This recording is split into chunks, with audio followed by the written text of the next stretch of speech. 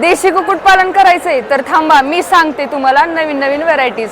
तरी बघा, आपल्याकडे सर्वात पहिली व्हरायटी आहे ती म्हणजे कडकनाथ, त्यानंतर दुसरी आहे रेड आयलंड आणि तिसरी आहे ब्लॅक ॲस्ट्रोलॉब.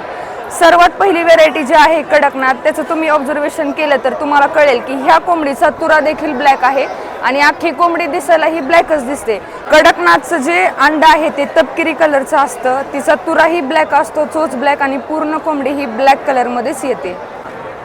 आता ही जी कोंबडी दिसते तुम्हाला, ह्याचं नाव आहे ब्लॅक ॲस्ट्रोलॉब.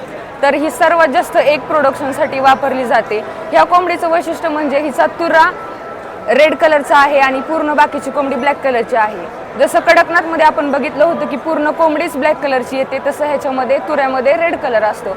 आणि सर्वात जास्त एग प्रोडक्शन ह्या कोंबडीचं असतं ते म्हणजे 200 ते 220 अंडी ही आपल्याला वर्षभर देते.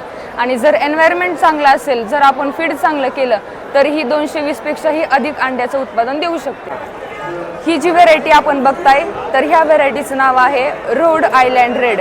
ही व्हेरायटी आपल्याला एक प्रोडक्शनमध्ये बघायला गेलं तर 160 ते 180 अंडी ही दर वर्षाला देते. तर मित्रांनो, तुम्हाला असं वाटत असेल की आम्ही ह्या कोंबड्यांना नक्की काय बरं खायला घालत असेल, तर याचं उत्तर आहे, आम्ही या कोंबड्यांना बारामती ॲग्रो लिमिटेडचेच खाद्य वापरतो आणि तेही फक्त 100 ग्रॅम बरं का.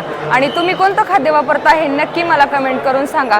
100 ग्रॅमच का, तर जास्त खाद्य झाल्यावरती ह्या कोंबड्यांच्या अंड्यांवरती फॅटचं जास्त प्रमाण नको वाढायला, त्यामुळं फक्त 100 ग्रॅम खाद्य आपण ह्या कोंबड्यांना दिवसातून एकच टाइम देतो.